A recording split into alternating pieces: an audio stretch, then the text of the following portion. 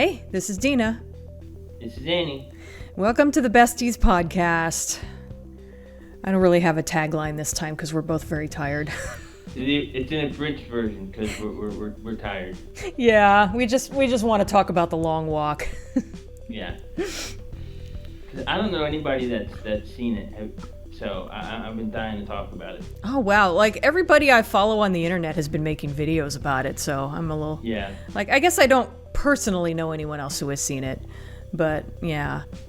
Let's follow the trend. There you go. So what did you think of it? I thought it was really good.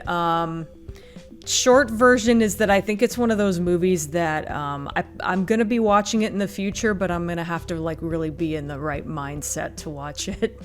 Kind of like The Green Mile. Yeah, I'm gonna tell the story of my adventure with this movie. Sure. So I went to see it, and I was sitting next to a guy who was on his phone the entire time, just looking up random stuff. Not even looking up, just on Google. It's so midway through, I'm already unhappy. I get up and I find the one extra seat that nobody's sitting in. And I'm sitting there and I'm trying to get into the movie, and this couple behind me are arguing that Luke Skywalker is the Major, and I turn around and go, yeah, that's Mark Hamill. And then the wife or the girlfriend says, are you sure about that? And I'm like, I'm not getting into an argument. Wow, that's so annoying. I walked out of it hating it. Oh. And everybody loved it, so I was like, what am I missing? So I went to see it a second time, but I was really stoned. And I didn't know this part. No, I was so baked. And I was really digging it, but I was having a hard time following it because I was baked. So yesterday I went to see it a third time. You saw it a third time. I saw it a third time. I cried like a baby at some scenes, and I have gone on this epic journey, and I think it's the best movie I've seen all year. That's awesome. I remember when you posted on Facebook, I hated the long walk, and I genuinely thought you were fucking with me for a second. Either this is just one of those weird instances where she just hates a movie I like for reasons I don't understand, or she's fucking with me. I wasn't sure which it was. No, turned out it was neither. When I came out of it the first time, I was really unhappy with it, and the second time I liked it, but I didn't see what the fuss was, so I was like, all right, let me go back, fresh Annie. I'm gonna watch it, and we'll see what it is. And like I said, the scene where he meets where he sees his mom out front of their house, I cried, because I lost my mom last year, and it's been the whole thing. Oh yeah. Yeah. So I was just like, I cried there, and that was a powerful scene. The whole movie's powerful. The whole movie is amazing. It was a lot. It is a lot. I don't think I can. My partner was like, oh, maybe we'll watch it when it comes out on digital. I'm like, no. I need a break. Yeah. I need a break from this movie. Mm-hmm. What did you think of the ending? The ending. I thought it was really interesting. Well, we're obviously going into spoilers now. I think that goes without saying. But yeah, I liked that it ended on kind of a vague note. I thought that was an interesting way to handle it.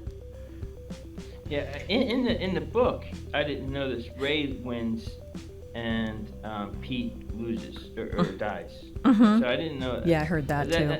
Yeah, neither did I. I don't know how I feel about the Major dying in the movie. I don't know how I feel about that ending, because I just feel it's a little naive that killing this one guy is gonna enact that much change in the world. So I was just like, really? I would have liked for Ray to chosen love, as Pete said, and I think that would have been kind of, maybe wish for something that Pete would have wished for, or vice versa. Um, Yeah. but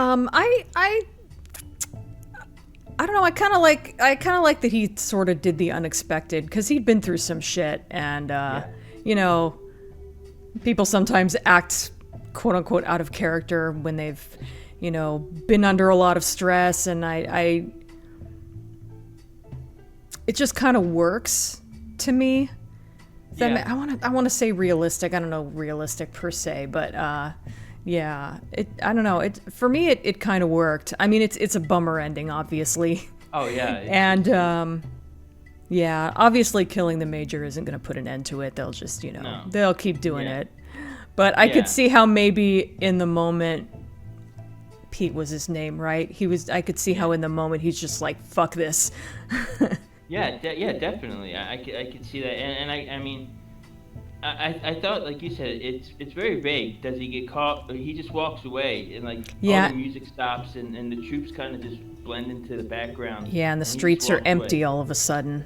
Yeah, And I took that as him disassociating, because again, Okay. he'd been through a lot.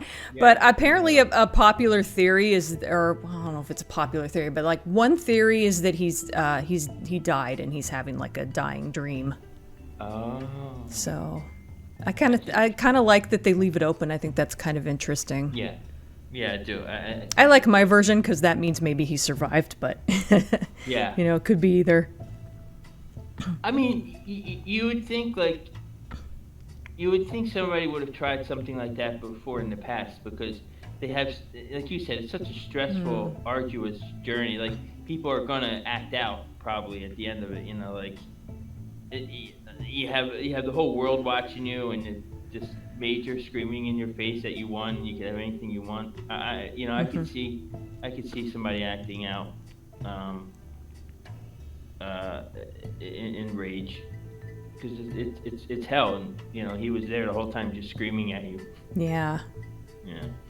Yeah, I thought Mark Hamill was amazing. Yeah, I was gonna I was gonna say that at some point. Yeah, it's funny that people next to you were arguing about whether or not that was Mark Hamill, because I hadn't heard that he was gonna be in the movie, and I guess I missed his name in the credits, and I was like, Right. through the whole movie I was like, is that Mark Hamill? Because I wasn't sure if I recognized him or not.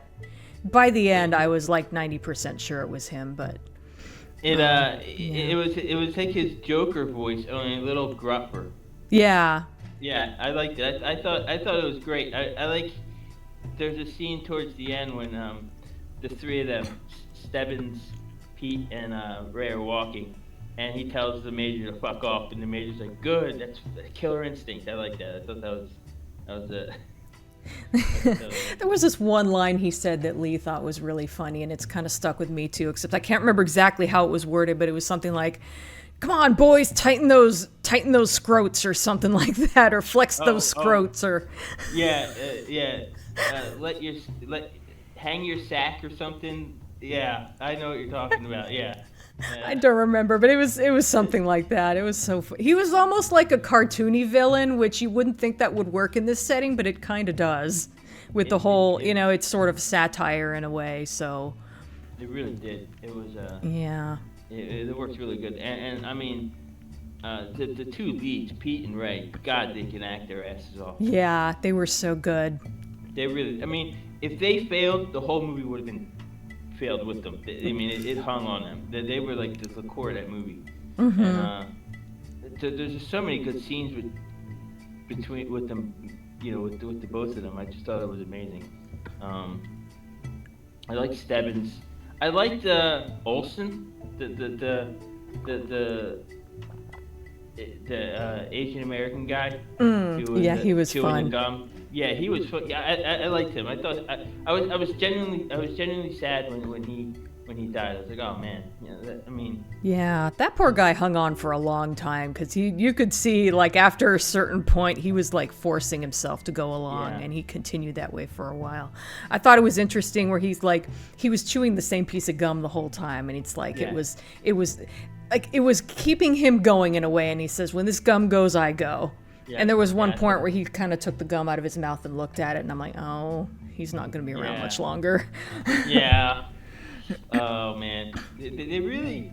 they really make you care for some of these characters, Mm-hmm. and then obviously there's only going to be one, so you're it's really it's powerful. It's such a powerful movie, I thought and it was kind of interesting how about there being only one winner.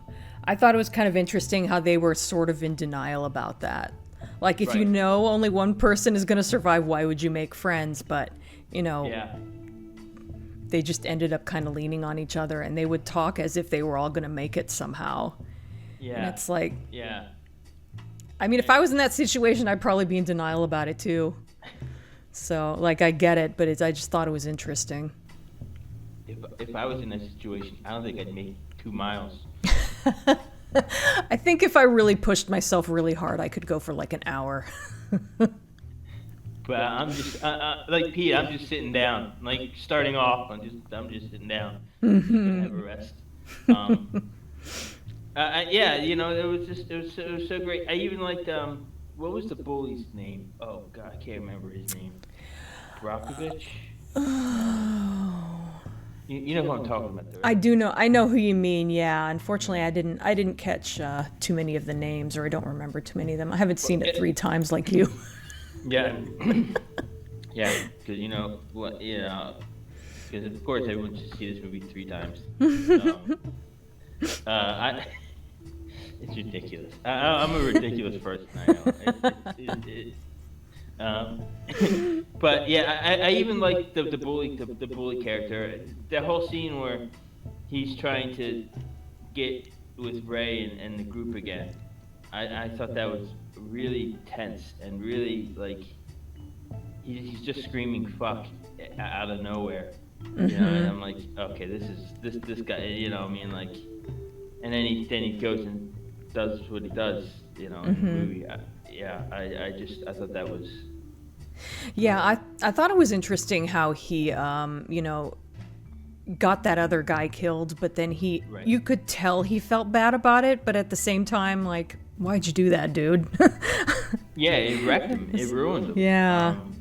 Yeah, and yeah. Why? What was the point of that? Just to be a bully, yeah. You would think you'd conserve your energy instead of picking fights. Yeah. Yeah. But he clearly But, felt bad about it, and that kind of made him kind of sympathetic. Yeah, it did. And there were some moments of that were really funny, like where Art, I think the guy's name is, shits himself, and he runs up to Ray and Pete, and he's trying to talk to them, and they're like, "Get out of here, man! You stink!" That was cute. They were trying to be all nice about it, like, look, man, I know it's not your fault, but. Yeah, I thought it was. I thought the whole movie, I thought was amazing. I was so glad that I went back for the third time. Yeah, so yeah, it was. I think it's the best movie. Weapons, I thought, was the best movie I saw all year, but I think, without a doubt, the Long Walk. Yeah, anything that can elicit that kind of emotion from me. Because I hate to cry, and public. And it was just I was unhappy with it, but yeah, I loved it. Yeah, same. I thought it was.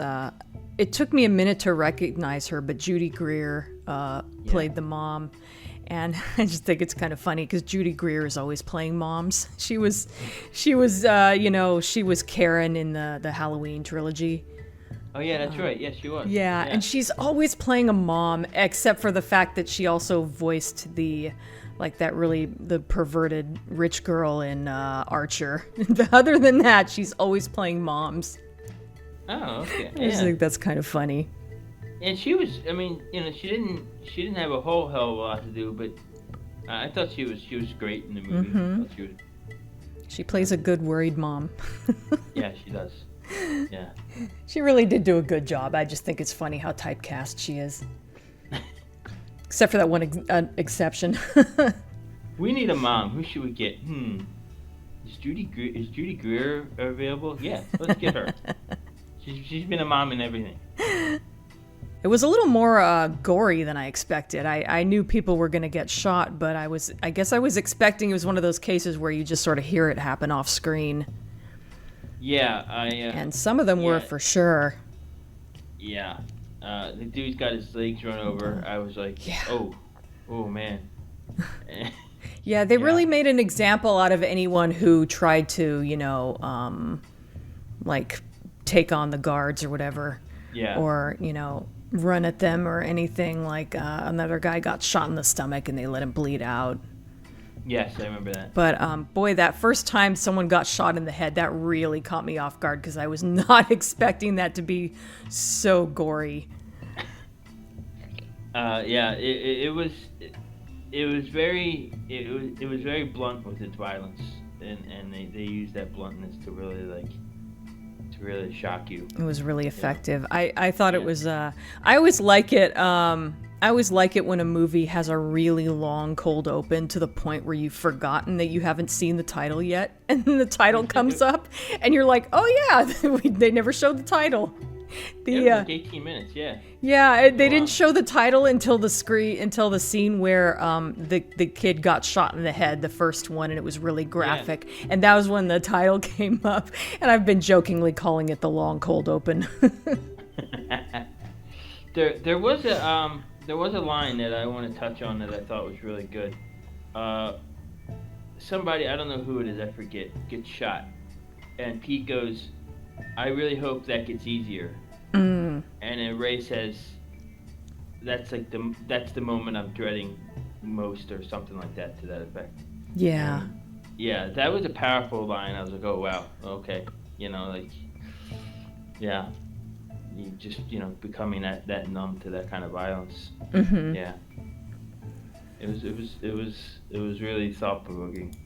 Yeah. And I didn't expect that going in. I just thought it was going to be like a Hunger Games kind of movie, you know, like I didn't know what I was in for because I never read the book. Yeah. Apparently it was directed by the guy who directed the Hunger Games, so that kind of makes me want to go back and watch the Hunger Games. I've never seen those movies, but I always thought they looked kind of interesting.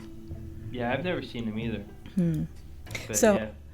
Actually, kind of an interesting fact. I always love reading up on movies I've seen.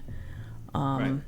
Originally, in 1988, George Romero was considered to direct this movie. So that would have been interesting. We've been robbed of so many potentially great George Romero movies in our lives. Yeah, Resident Evil. Yeah. Long Walk. Yeah, could have been. Just let the guy make movies. Yeah, in 2007, Frank Darabont might have directed it. He directed Shawshank Redemption and The Green Mile. And apparently he wrote the script for Nightmare on Elm Street 3, which I didn't know until like 5 minutes ago, so... Is that correct? Yeah. Really? Yeah, I read his Wikipedia page really quick just because I'm like, I wanted to double check that I knew who Frank Darabont was. I knew he directed Shawshank, but I didn't remember Green Mile at first. Yeah, I think he could have done because he directed at least the pilot of The Walking Dead. He was showrunner of the first season at least. That's interesting. I didn't know that. I never did see The Walking Dead, but I'm surprised I didn't know that. So he could do violence. So like I'm curious what his that would have been a totally different movie, I think. Mm-hmm. Yeah, but I'm happy with what we got. Yeah, it was a really good movie. Like I said, it's the kind of movie that I'm really going to have to be in the right headspace to watch, but I'll definitely be watching it again. It really has, it's really, yeah, like I said, it has kind of a similar, I kind of regard it, I guess, similarly as The Green Mile. That's another movie that I love The Green Mile. It's an amazing movie, but boy, do I have to be in the right headspace for it. Yeah, that's another powerful movie with some really bleak scenes. Yeah, bleak is a good word for it. It doesn't even have like a happy ending like Shawshank Redemption. Like at least Shawshank has a kind of a happy ending, and it has a theme of hope. And The Green Mile is almost like the opposite. Yeah, it's probably, I'm gonna say probably, from in my opinion, one of the best Stephen King adaptations. I think that they. I mean, I didn't read the book obviously, but the movie was really good, and so I really I loved it. Yeah. Yeah. Yeah, it turned out great. Yeah, it did. Yeah, we'll be back with a full episode sometime. We both kind of needed a break, but we also wanted to talk about the long walk. So, yeah, I can't tell you when the next episode will be coming out, but it will probably be a full one, and we'll talk about the stuff we said we were going to talk about last time. Yeah, definitely. It's been a rough couple of months this month. Yeah.